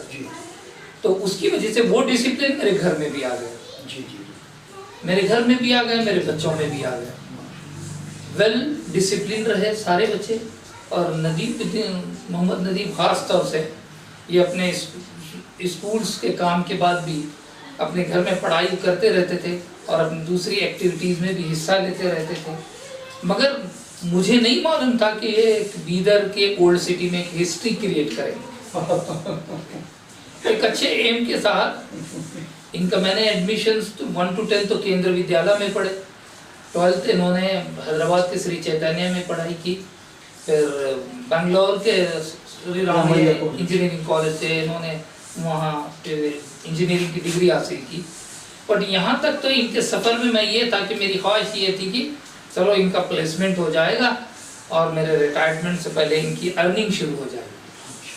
बट इनके अंदर कोई और चीज़ क्रिएट हो रही थी, यूनिफॉर्म, डिसिप्लिन, लोगों को इंसाफ दिलाना, ये अंदर पल रहा था। जी जी। फिर एक दिन फाइन मॉर्निंग इन्होंने मुझसे एक किया कि ये इनके प्लेसमेंट भी हो गए थे। जी जी। कुछ प्लेसमेंट इन्होंने जानबूझ के भी नहीं अटेंड किया, सिलेक्शन हो जाएगा, पेरेंट मना करेंगे। जी जी। तो फिर इन्होंने मेरे सामने ख्वाहिश रखी। जी। फिर कंपटीशन एग्जामिनेशन के तहत माइनॉरिटी डिपार्टमेंट में भी इन्होंने हेल्प की। फिर ये पहुंच गए दिल्ली और वहाँ अपना सफ़र बड़ी ईमानदारी से जारी रखा। बट एक इंसिडेंट मैं सुनाऊंगा मैं आपको ज़रूर। जब 2016 का इन्होंने एग्ज़ाम्स लिखा, वहाँ इनको नाकामयाबी हुई। यहाँ पेरेंट का बड़ा रोल आता है और बड़े दर्द भरे अंदाज से इन्होंने मुझे टेलीफोन पे बताया। जी जी। उस वक्त मेरी मिसेज भी खतर गई हुई थी मेरी बेटी के यहाँ। इन्होंने बड़े दर्द भरे अंदाज से मुझे बताया, dad I am very sorry, I have disappointed you. तो इस समय आपका रिएक्शन कैसा रहा? मेरे आंख में तो आंसू आ गए, इसलिए कि वो नाकाम नहीं, बट उनका दर्द मैं महसूस किया, फीलिंग का, वो जो वर्डिंग्स थे। तो मुझे बहुत से हर्ट किए, what A discipline boy, the presentation what he said. दर्शकों से एक गुजारिश है, इस पहलू को बड़े ही जिगर से यानी अपने दिल से सुने। क्यों बता रहा हूं मैं? देखिए, जैसे स्टूडेंट ने कहा dad I am just disappointing you, और जब एक वालिद इस शब्द को सुनता अपने बच्चे से और उस बच्चे का दर्द अपने अंदर महसूस करना और आंखों से आंसू की झड़ी निकलना, ये एक मोहब्बत नहीं, अपने बच्चे के लिए एक लगातार उनकी एक मेहनत की एक कोशिश है जिसे वो भी महसूस कर रहे हैं। जब जब बच्चे यानी जब स्टूडेंट्स आगे बढ़ते हैं, स्टूडेंट्स पेरेंट्स का रोल ऐसा होना चाहिए सिक्के के पहलू के साथ, यानी चित भी है तो पट भी है, दोनों को एक दूसरे को बांध कर लेकर चलना है। ये बात आप बता रहे हैं और मुझे तो ये सुनकर के पूरे गूज़बम्प, मैं तो ये कह रहा हूँ कि मेरे सारे बाल खड़े हो रहे हैं जिस ढंग से आप बोल रहे हैं। तो सोचिए हमारे दर्शकों पर क्या हाल होगा। तो दर्शकों, E7 न्यूज चैनल पे आप इसी तरह बने रहिए और हमारी इंटरव्यू को लगातार सुनते रहिए, क्योंकि हम बैठाए हैं मिस्टर नदीम के वालिद मिस्टर नईमुद्दीन जी को कि एक पेरेंट्स भी अपने बच्चे की कामयाबी में किस तरह रोल निभाए हैं और कैसे अपने विचार आपके पास एकदम ईमानदारी से रख रहे हैं। जी हाँ, बिल्कुल। मैं कहना ये चाह रहा हूँ, पेरेंट का मोरल सपोर्ट बहुत जरूरी है। कामयाबी नाकामयाबी जिंदगी का हिस्सा है। जी जी। मैंने सुना था किसी से, गिरते हैं शायद सवाल ही मैदान जी जी जी। तो मुझे मालूम है। तो उस हिसाब से यूपीएससी सारे दुनिया में इस तरह का एग्जाम से नहीं होता, हिंदुस्तान की बड़ी डिग्री है, इसके लिए तो काफ़ी मेहनत की ज़रूरत पड़ती है। मुझे खुशी इस बात की है, मेरी वाइफ, मेरी लड़की और मेरे दामाद सभी ने इनको काफ़ी एनकरेजमेंट दिया। इसकी वजह से ये अपना हौसला रीगेन कर, और जैसे कि इन्होंने अपने इंटरव्यू में बताया होगा, शायद कि मुझसे ये बताए थे कि मैंने पहला काम अपनी मिस्टेक्स को नोट किया। शायद आप Of course, it's a very important point. It should be noted down by all the students, those who are watching our channel. Please note down that. मैंने इनसे पहले कहा बेटा नो प्रॉब्लम, ये तो बड़ी मुश्किल सी बात है, आपने इसमें तो यहाँ पे वो कोशिश किया, आप प्रीलिम पास हो गए, मेन में आपने क्लियर नहीं किया, जस्ट यू रिलैक्स फॉर 10-15। मैंने उनको रिलैक्स करने के लिए फिर ये अपनी बहन के यहाँ पूना चले गए, रिलैक्स, फिर नई जोश नई ताकत के साथ इन्होंने फिर हमदर्द नईमुद्दीन जी, मैं यहाँ पर एक विलम्ब चाहूँगा। देखिए कैसी मिसाल आप दे रहे हैं। आज ज़रूरत है एक पेरेंट्स के बतौर भी हमें उन चीज़ों को समझने की। बच्चे से कहें please relax, just relax for 15 days. अक्सर पेरेंट्स आ जाते हैं, मैं इतनी मेहनत किया, वो किया, सब ला लेते हैं। मैं पेरेंट्स से भी कहना चाहूँगा, वाकई पेरेंट्स चाहे माता हो या पिता हो, आप हमारे लिए खुदा का दिया हुआ सबसे बड़ा वरदान है। आपकी इज्जत तहे दिल में होती है। तो मैं आपसे भी यही गुजारिश करना चाहूँगा कि ऐसे समय पर जिस तरीके से मिस्टर नदीमुद्दीन को मिस्टर नईमुद्दीन जी उनके वालिद से मोटिवेशन मिला, बच्चे को डराने और उनको डिमोरलाइज करने की बजाय आपने उन्हें रिलैक्स वर्ड का यूज़ किया। देखिए ये बहुत ही बेहतरीन उम्दा आपके सामने बात आ रही है, तो आप भी बच्चों को हतोत्साहित मत कीजिए। मार्क्स एवरेज, बिलो एवरेज ये मायने नहीं रखते। आदमी में हौसला, एम होना चाहिए, और पेरेंट्स का हमेशा, आप और एक बात बताएं, चाहे बच्चा कामयाब हो नाकामयाब हो, हमें उसके साथ जुड़ा रहना है और कहीं ना कहीं उसकी मॉरल अंडरस्टैंडिंग को अप करना है, तभी वो कुछ गेन करेगा। बहुत खुशी की बात है सर आपके विचार जान के। मैं ये नहीं कह रहा हूँ कि एक ऐसे पेरेंट्स, हर पेरेंट्स में ये चीज़ होती है, कुछ लोग अपने कुछ जज्बातों से, कुछ अपने वक्त हालात के लिए दबाते हैं, लेकिन खुलकर अपने बच्चों को प्यार दीजिए और उन्हें मोटिवेट कीजिए, क्योंकि सफ़र में गिरना चढ़ना उतरना बढ़ना सब लगा है, सिर्फ लगा होना होता है पेरेंट्स का उनके सर पर हाथ, उनकी दुआएं, उनका आशीर्वाद। जी बिल्कुल। 15 दिन करीब जो पूना में अपनी बहन के साथ रहे, काफ़ी रिलैक्स महसूस किया। इसका क्रेडिट मैं इनकी बहन भाई को भी देता हूँ, जो उन्होंने वहाँ पे ऐसे अच्छा माहौल क्रिएट कर दिया कि नाकामी को भूल के नए अज़्म के साथ फिर ये उस शेर की बदौलत अज़्म की होती हैं बलाएं बसवा, कितने तूफान पलट देता है साहिल तक। बहुत इस इरादे के साथ ये वापस पहुँचे।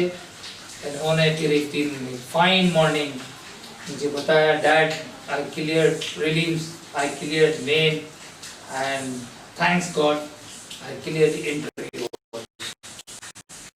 यहाँ पर एक पॉइंट नोट करने की है कि देखिए किस तरीके से सिर्फ पेरेंट्स, फादर का नहीं मदर का भी रोल है, और उसके साथ साथ देखिए बहन को हमें एक बात लाएं। खैर इंटरव्यू में इन बातों को ज्यादा जोर नहीं, लेकिन आज हम खुलकर आपको एक चीज बता रहे हैं कि ऐसा जरूरी नहीं कि सिर्फ पेरेंट्स ही सपोर्ट करें। अगर इनके रिलेशन में भी कोई लोग मोटिवेशन में आते हैं, तो जब इंसान अपने सफर को यादगार लिखता है, आपके लम्हे भी यादगार बन जाते हैं, और एक फैमिली का जो क्या बोलते हैं बॉन्डिंग जो होती है इतनी स्ट्रांग बनती है कि यहाँ से हम एक मैसेज देते हैं कि सिर्फ माता पिता का और सिर्फ एक का ही हाथ नहीं, सभी का पूरा सहयोग इसमें होता है।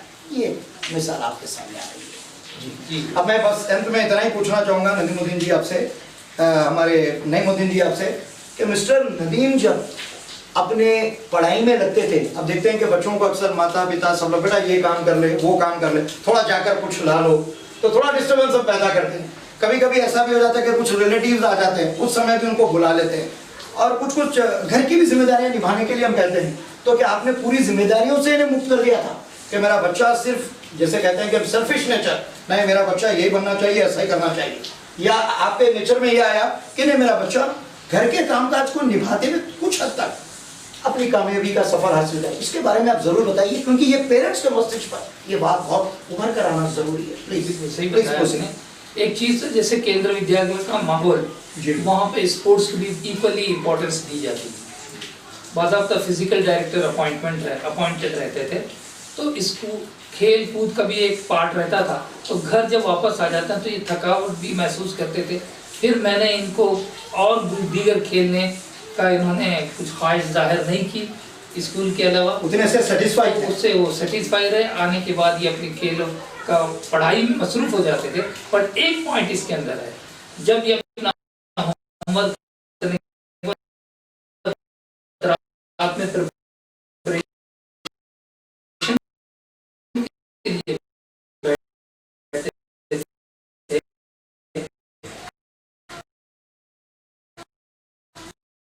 ये सोच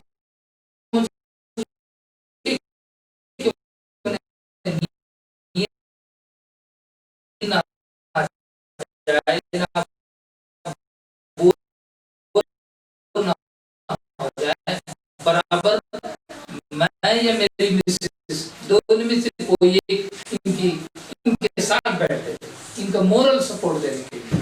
भाई बच्चा पढ़ रहा है तो हम कैसे सोच सकते हैं, हमें भी तो जो सो कई रातें तो हमने गुजारी जिंदगी के कई वक्फों के साथ। एक लम्हा क्या हमारे बच्चों के लिए, हमारे लगते जिगर के लिए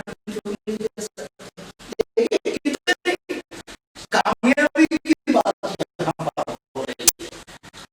जितने पेरेंट्स, जितने स्टूडेंट्स बैठ करके आज इस लाइव को देख रहे हैं, मैं आपसे गुजारिश करना चाहूंगा बड़े ही प्यार भरे अंदाज में, देखिए एक पेरेंट्स फादर और मदर में पूरा थकने के बाद, ड्यूटी से आने के बाद, या मदर पूरा घर का काम का संभालने के बाद, शाम को बच्चे के मॉरल सपोर्ट के लिए, उसकी पढ़ाई के लिए उसके साथ जाते थे।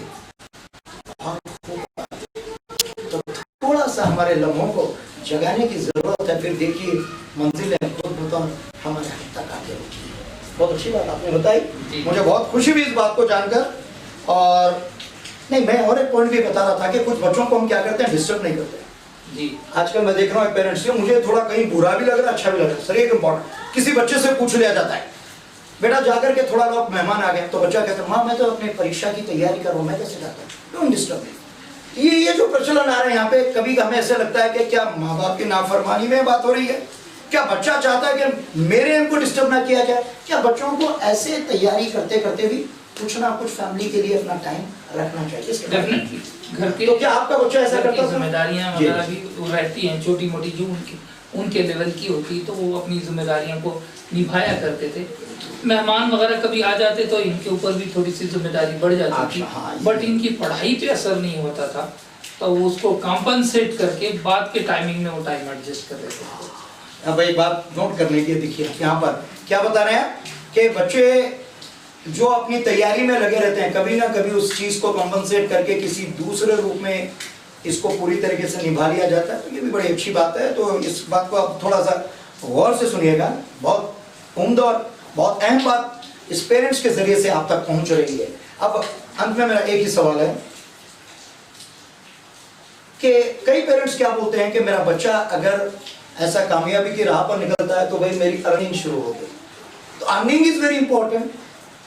क्या बच्चे की कामयाबी बहुत इंपॉर्टेंट है, या आपको लगता है कि भाई अब कुछ पेरेंट्स का कहना है, जैसा बताया, जब मेरा बच्चा ऐसे हासिल किया मैं फख्र से कुछ कह रहे भाई हक्का बक्का रह गया, तो वो आपका अचीवमेंट था, या आपको लगता है कि भाई दोनों भी जरूरी है, बच्चे का अचीवमेंट भी अर्निंग भी? क्योंकि पेरेंट्स जब बूढ़े हो जाते हैं तो बच्चे उनकी लाठी बनते हैं और उनके क्या बोलते हैं, उनका एक क्या बोलते हैं, मॉरल सहारा बनते हैं। ये एक बात बहुत जरूरी है। अच्छा सवाल पूछा आपने। जी। ये अक्सर बेशतर पेरेंट्स को इन प्रॉब्लम से गुजरना पड़ता है।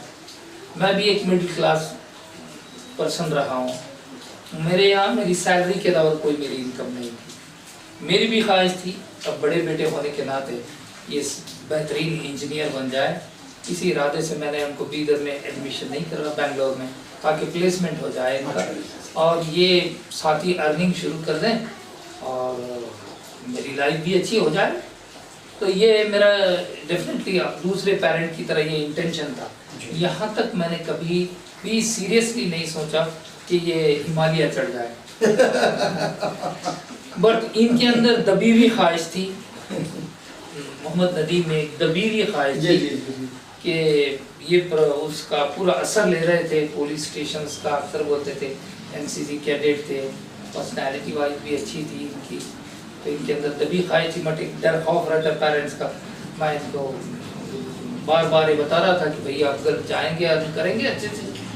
अगर हो जुनून आपके पास और कुछ करने की तमन्ना आपके दिल में, तो आप बता रहे हैं ना, वो एक फव्वारे के इसमें वो फूट कर आपके सामने बाहर आता है और कामयाबी के उस पानी के उस बुलबुलों से खुद भी खुश और दूसरों को भी खुश करता है। तो यहाँ पे एक बात और नोट करने की है कि मिस्टर नदीम ने भी ये बात बताई थी कि जब मैं ये बनूंगा तो सिर्फ मैं अपने लिए नहीं, मुझे कुछ इस सोसाइटी के लिए करना है, मुझे अपने देश के लिए करना है, मुझे कोई ना कोई ऐसी सेवा करनी है जिससे मैं लोगों के काम आ सकूं। देखिए मकसद तो होता है, लेकिन लोगों की सेवा का भाव लेकर मकसद को जगाना, ये एक बहुत ही बेहतरीन बात है। तो ये हर नौजवान में होना, क्योंकि हर देश में हर नौजवान से एक उम्मीद होती है, क्योंकि हर देश का नौजवान हमारे देश की एक रीढ़ की हड्डी होता है। और हमें कोशिश करनी है जिस देश में हम खाते हैं, पलते हैं, बढ़ते हैं, उस देश का हमें कर्ज चुकाना है, तो हमें कोई ना कोई ओहदा जरूर लेना है और हमारे देश के उस ओहदे से हमें कई लोगों की सेवा भी करनी है। कोई इंसान अपने लिए कमाए तो वो इंसान है, लेकिन कोई इंसान दूसरों के लिए सेवा भाव से आगे बढ़े, वो तो महान इंसान है। तो ये हमारे लिए खुशी की लहर है, बहुत अच्छी बात हमारे सामने आई है इस महान पेरेंट्स के जरिए से, उस मिस्टर नदीम जी की तरफ से हमारे सामने बात आई है, बहुत ही हौसला अफजाई की बात है। मैं आपसे चाहूंगा कि बीइंग एज ए पेरेंट्स, आप उन पेरेंट्स को मैसेज दें जो अपने बच्चों के लिए लगातार मेहनत कर रहे हैं, कभी कामयाबी से फिसल रहे हैं तो कभी कामयाबी चढ़ रहे हैं, तो उस पर एक मैं मैसेज आपका अंतिम में हमारे इस चैनल के माध्यम से चाहूंगा। सामीन, मेरा इस चैनल से एक मशवरा है, बच्चों को आज तालीम किसी की मीरास नहीं रही, किसी की जागीर नहीं रही। एक ज़माना था बड़ी मुश्किल से किताबें मिल जाती थी, आज इंटरनेट के ज़रिए सारी चीज़ें अवेलेबल हैं। जैसे कि मोहम्मद नदीम ने मुझे बताया, डैड एक इंटरनेट चाहिए, बिल्कुल आराम का एक मतलब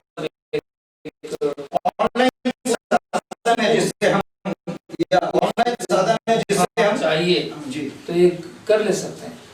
अब बीदर कोई मैं देखता हूँ तो कभी कभार कोई एक आध डॉक्टर सुनने में आता था कि फलां डॉक्टर बन गए, ऐसे सुनते थे और वो फख्र से था।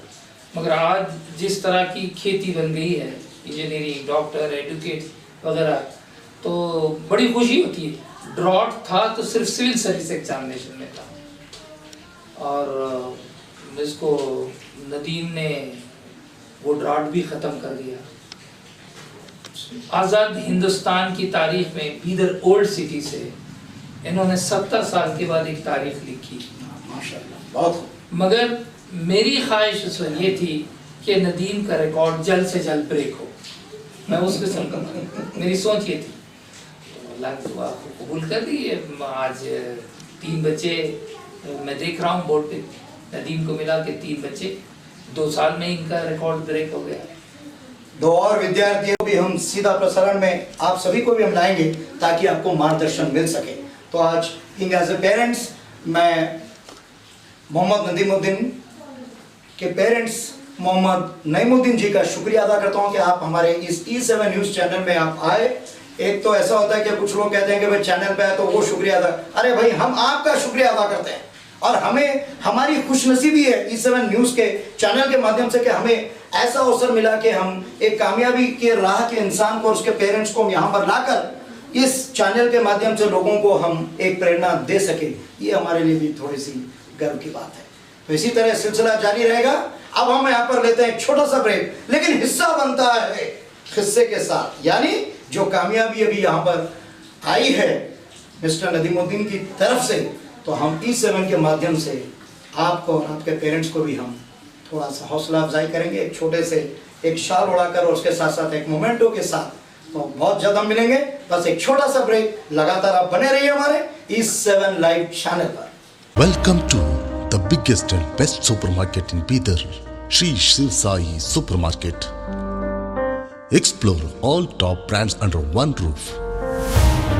Groceries and staples, men, women and kids wear, crockery, branded shoe and footwear, play zone for kids, low price, big discounts and best quality. Total 22,000 variety products under one roof. 365 days special offer. Shri Shiv Sai Supermarket. Beside Hyundai Showroom, Madhav Nagar, Naubad Road, Bidar.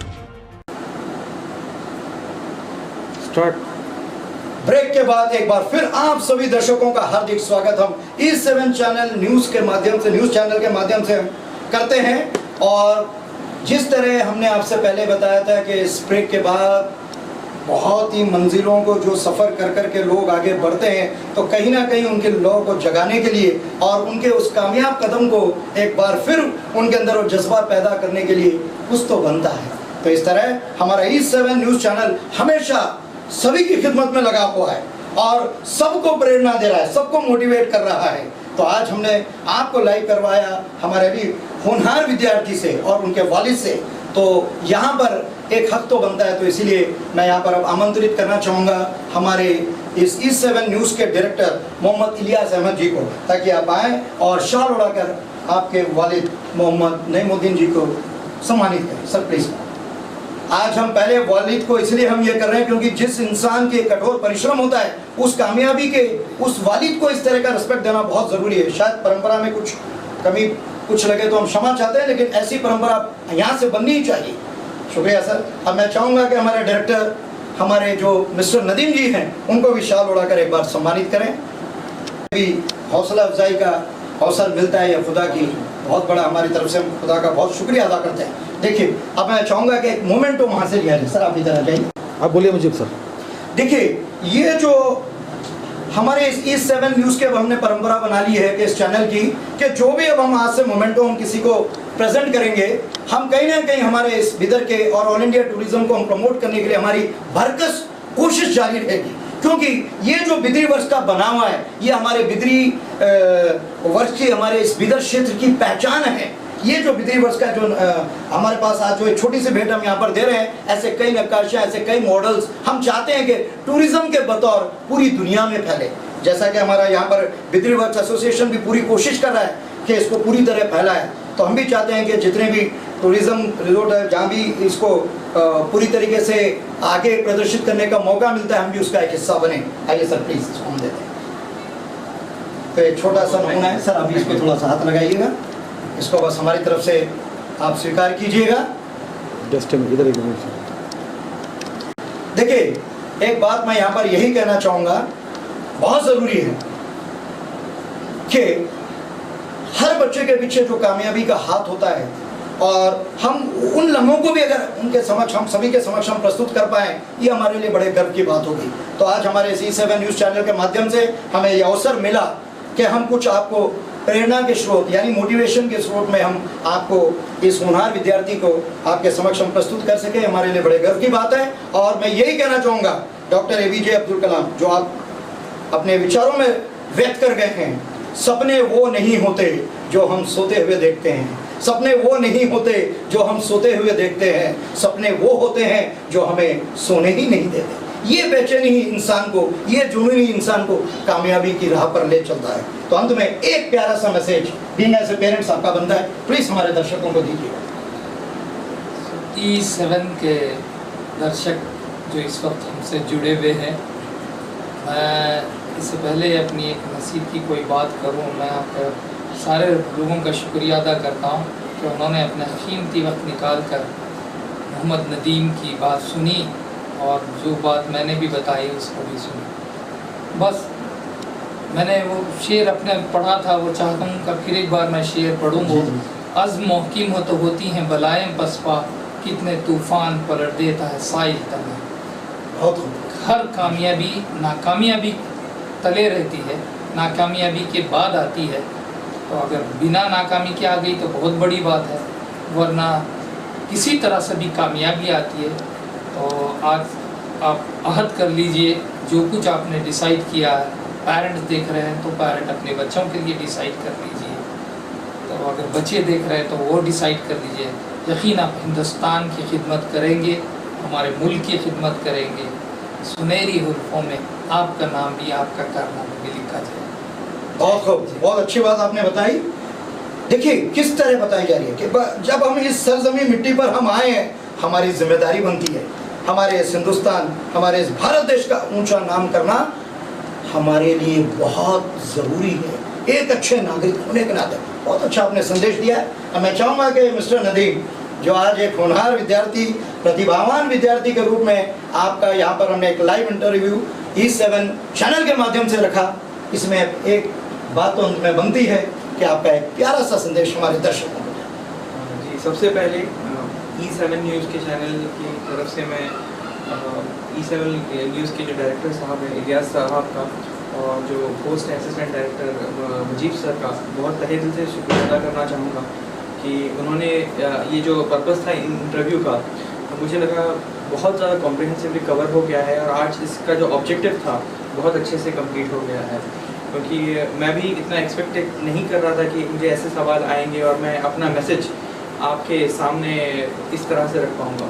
और आप सभी लोगों का, सारे viewers का बहुत शुक्रिया अदा करना चाहूँगा और साथ ही कहना चाहूँगा एक तरह से फाइनल मैसेज कि जो मैंने कहीं सुना था कि dream big but start small.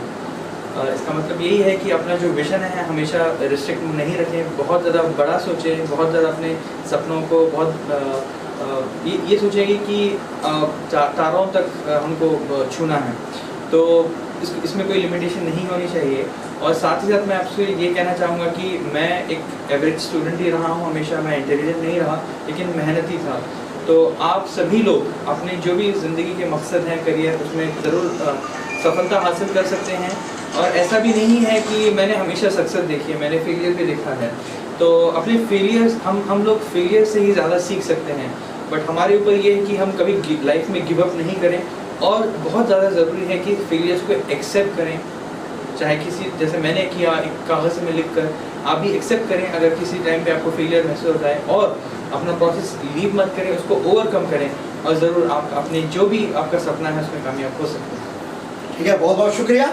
तो अंत में इतना ही है हमारा कि जिस तरीके से एक कहावत ही नहीं है, बहुत ही एक बात उम्दा मैं आपके समक्ष रखना चाहूँगा, सारे जहाँ की बातें अब ख़त्म हुई, बस एक फसाना बाकी है।